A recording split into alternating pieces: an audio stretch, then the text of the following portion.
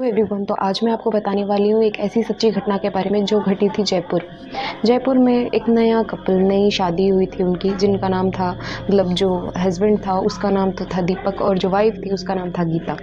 दोनों ही मतलब बहुत खुश रहते थे और ये जो अलग अपार्टमेंट में रहते थे और उनसे थोड़ी सी ही दूरी पर उनके माँ बाप का घर था। तो ऐसा हुआ, कुछ महीने बीते, मतलब 2 महीने हो गए थे शादी को, और 2 महीने बाद जो गीता है वो प्रेग्नेंट हो गई थी। पर जब वो प्रेग्नेंट हुई तब रात को ऐसा हुआ, मतलब जिस दिन रिपोर्ट आई है उस दिन शाम में जब गीता सो रही थी, मतलब गीता और दीपक जो है वो दोनों सो रहे थे। जब वो सो रहे थे तब गीता को ऐसा महसूस हुआ कि वो जो खिड़की है वहाँ से उसे कोई देख रहा है। उसकी कच्ची पक्की नींद थी, उसे इतनी अच्छी तरह नींद नहीं आई थी, पर उसे ऐसा महसूस हो रहा था कि मुझे कोई एकटक नज़र से देख रहा है।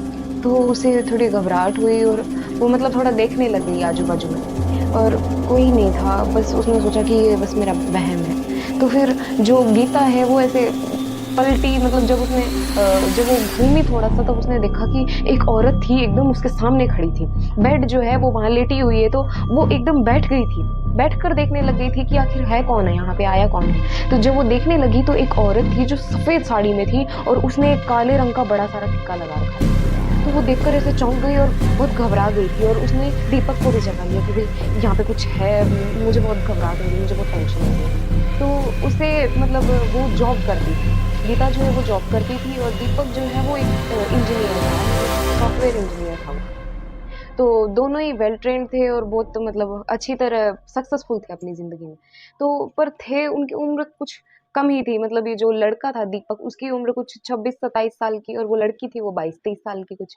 तो उन्हें भी इस चीज़ का पता नहीं था, घबराहट तो उन्हें भी हुई कि ये कैसा कैसा वहम था, जो है अगर वहम था या सच्चाई थी हमें पता नहीं है। पर उन दोनों को ही इस बारे में नहीं पता था, पर गीता जो है वो पूरी तरह डर चुकी थी। उन्होंने ये सोचा कि मम्मी-पापा के पास जाते हैं और उनको बताते हैं ये बात क्या है, क्या अपना वहम हो सकता है या सच भी हो सकती है ये चीज़, अपने को पता नहीं है, अपने से बड़ों के साथ डिस्कस करनी चाहिए ये बात। तो वो दोनों ही जाते हैं अपने मम्मी-पापा के घर पे और उन्हें बताते हैं। तो वो जो गीता का ससुर होता है, दीपक का पापा, वो ऐसे बोलते हैं कि तो अच्छा, तुमने देख ही ली, ऐसे घबरा कर रात को 1 डेढ़ बजे आए हो, इसका मतलब तुमने शायद किसी औरत को देखा होगा सफ़ेद साड़ी में। तो गीता बोलती है, हाँ पिताजी, वहाँ पे एक साड़ी में औरत मेरे सामने थी और मैं एकदम डर गई। तो उसने ये बात बताई, तभी जो ससुर है, ससुर जो उसके, वो अंदर जाकर पेटी में से एक ताबीज़ निकाल कर लाते हैं और वो बोलते हैं कि ये हनुमान जी के मंत्रों से बना हुआ एक ताबीज़ है, इसे पहन लो गले में, सब कुछ नॉर्मल हो जाएगा। वो पहन कर रख लेती है। थोड़े दिन बीत जाते हैं, थोड़े दिन शांति रहती है, मतलब ऐसा कुछ भी नहीं होता है। पर एक दिन ऐसा होता है कि रात के टाइम पे, मतलब ये जो गीता थी वो प्रेग्नेंट थी, बट इतना कुछ मतलब छुट्टी दी नहीं थी उसको एक बार के लिए। छुट्टी नहीं दी थी और वो रोज़ अपने ऑफ़िस जाती थी। तो उस वो जब ऑफ़िस जाती थी तो कार लेकर जाती थी। जब वो कार लेकर जाती थी तो उसे 1-2 बार ऐसा वहम हुआ कि मेरी गाड़ी में भी कोई पीछे बैठा है। हालाँकि उसके साथ कभी कोई गाड़ी में पीछे बैठा नहीं था और दीपक भी बैठता था तो बाजू वाली सीट पे बैठता था। पीछे कोई बैठता है तो कैसा एक्सपीरियंस होता है उसे उसका कुछ पता ही नहीं। पर इस बार उसे ऐसा महसूस हो रहा था कि मैं तो यहाँ हूँ, मेरे बाजू वाली सीट खाली है, पर पीछे कोई बैठा है और एकटक मुझे घूरे जा रहा है। ये चीज़ उसे महसूस हुई, उसने अपने शीशे एडजस्ट किए तो कोई भी नहीं था। उस दिन वो ऑफ़िस चली गई, ढाई कुछ बज रहे थे। तब उस टाइम पे रात को, मतलब ये जो गीता है वो घर नहीं पहुँची थी। तो ये जो दीपक है और उसका भाई, ये दोनों ऐसे सोचने लग गए कि इतनी रात हो गई है और ये 9 बजे तक घर पे आ जाती है, फिर भी आज आई नहीं और इतना लेट हो गया। दीपक जो है वो कॉल कर रहा था पर कुछ टाइम तक घंटी बजी, पर बाद में कॉल जाना भी बंद हो गया था। तो ये दोनों बहुत घबरा गए थे और जो दीपक है अपने भाई को लेकर गाड़ी में जाता है और जाके ऑफ़िस में चेक करते हैं, गीता के ऑफ़िस में जाकर जब चेक करते हैं और वो सिक्योरिटी गार्ड बैठा होता है, बाकी तो ऑफ़िस बंद कर दिया जाता है। तो सिक्योरिटी गार्ड जो होता है उससे पूछते हैं कि भई गीता, आपने देखा है वो लेडी प्रेग्नेंट है, यहाँ पे काम करती है? तो वो बोलता है, हाँ जी, गीता मैडम तो कब के चले गए हैं, रोज़ वाले टाइम पे ही निकल गए थे वो तो। यहाँ ऑफ़िस में तो कोई नहीं है, बस मैं ही हूँ और थोड़ी अंदर कुछ इम्पोर्टेंट डॉक्यूमेंट्स वग़ैरह रखी हैं सर, तो आप समझ सकते हैं कि यहाँ की रखवाली भी ज़रूरी है। तो फिर दीपक ने कहा, तो मैं आपको डिस्टर्ब नहीं करूँगा, ठीक है, हम चलते हैं। तो फिर जो दीपक है उससे जो उसका भाई, उसने आइडिया दिया क्यों ना हम पुलिस के पास जाके पता करें। पुलिस में रिपोर्ट करवा देते हैं कि भाई हम लोग के घर से ऐसे जो है हमारी भाभी जी गायब हो गई हैं। तो दीपक कहता है कि नहीं, पुलिस जो है पूछताछ करेंगी, पता नहीं हमें गीता का पता कब तक चलेगा, कितने दिन भी लग सकते हैं या फिर भगवान ना करे उसके साथ कुछ बुरा हुआ हो। तभी दीपक को याद आता है कि जो गीता है उसके पास आईफोन है, और आईफोन में एक ऐसा फीचर होता है कि फोन जो है बंद होने के बाद भी ट्रैक किया जा सकता है। दीपक फटाफट घर जाता है और घर जाकर जल्दी से वो लैपटॉप खोलकर ट्रैक करता है और उसे लोकेशन मिल जाती है। तो वो देखता है कि एक छोटे से गांव की लोकेशन बता रहा है वो। आखिर ऐसी क्यों इतना, मतलब वो उनका जो घर है वहाँ से पूरे 45 किलोमीटर दूरी पर वो उसकी लोकेशन बता रहा है कि गीता वहाँ पे है उसके फ़ोन के साथ। तो वो दोनों ऐसे चिंतित हो जाते हैं और वो दोनों जाते हैं कि चलो देखते हैं कि हुआ क्या है। जब वो जाते हैं तब वो देखकर हैरान रह जाते हैं कि सामने क्या है। जिस लोकेशन पे वो लोग पहुंचते हैं वहाँ पे एक शमशान घाट है, उस गांव का शमशान घाट। वो दोनों चौंक के रह गए, हक्के बक्के हो गए दोनों के दोनों कि ये क्या, इस जगह पे, मतलब ये गीता जो है वो इतनी अच्छी पढ़ी लिखी है और आधी रात को 2:30 बजे यहाँ पे ऐसे कैसे हो सकता है। तो वो दोनों देखते हैं कि भाई ढूंढने लग जाते हैं। तो शमशान के बाजू में मतलब थोड़ी कुछ बस्ती होती है, तो वो जोर से बुलाकर नहीं बुलाते, मतलब रात को कोई भी जाग जाए तो क्या सोचे कि आधी रात को इस शमशान में क्या कर रहे हैं। तो आराम आराम से ढूंढने लगते हैं टॉर्च लाइट ऑन करके। तभी जो दीपक का भाई है वो क्या देखता है, आगे वो देखता है कि एक कब्र खोदती हुई लड़की बहुत जल्दी वो कब्र खोद रही है और किसी को ढूंढना चाह रही है, फोन जो नीचे दबा है उसे निकालना चाह रही है। तभी जो दीपक है वो उठाता है उस गीता को, उठाकर दोनों भाई गाड़ी में डाल देते हैं और वो बांधने के लिए मतलब एक रस्सी रहती है गाड़ी में, तो मतलब नॉर्मली किसी काम आई जाए सोचकर उन्होंने रखी होती है, पर आखिर में वो काम आई जाएगी।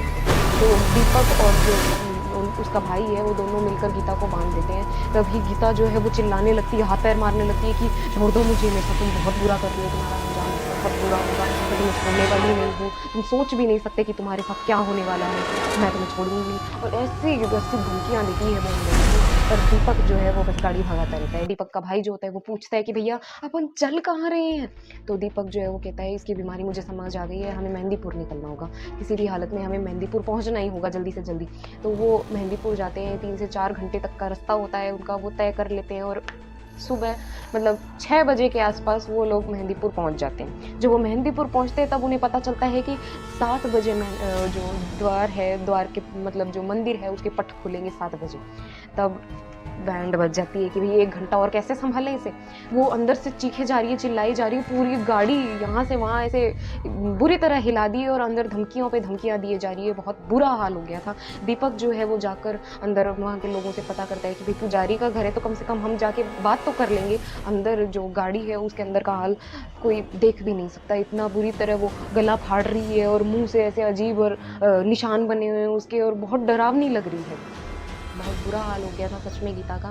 वो लड़की गीता ही थी। तो बाद में उन्हें पता चलता है कि चलो आज उनकी किस्मत से 6:45 बजे मतलब जो पुजारी जी हैं वो तैयारी कर रखे थे आने की और पट जल्दी खुल जाती है। तो जाते हैं वो गीता को ऐसे लेकर जाते हैं अंदर और जैसे तैसे इलाज करवाते हैं। इलाज में पूरे 3 साढ़े 3 घंटे लगते हैं उनको। इलाज हो जाता है, चलो शांति हो गई। पुजारी जी हैं वो प्रसाद वगैरह कुछ देना होता है, वो मतलब क्या कुछ इलाज करना होता है वो इलाज कर देते हैं, मतलब 3 साढ़े 3 घंटे पूरे हो जाते हैं उनको।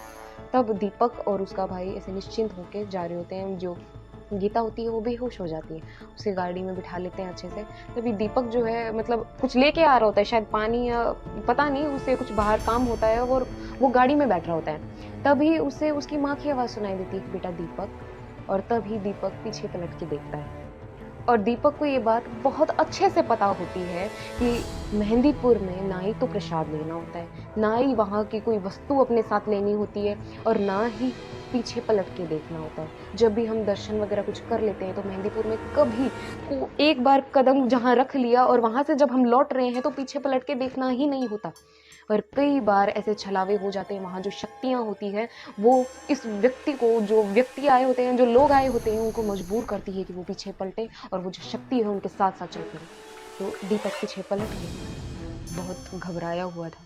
उसने इतना बड़ा अनर्थ कर दिया, उसे भी ये बात पता थी, पर वो बस अचंभे में। पहले तो उसे ये लगा कि जैसे माँ यहाँ कैसे आ सकती है, भाई माँ तो बूढ़ी हो गई है और वो सुबह सुबह हमसे पहले यहाँ पे तैयार मिले मेहंदीपुर में, वो तो बस पलट के देखता है कि माँ क्यों ऐसे देखता है तो उसे पता चल जाता है कि मुझे तो मेरे साथ छलावा हुआ है, कोई चाह रहा था कि मैं पीछे पलटूँ और वो चीज़ मेरे साथ चल पड़ी।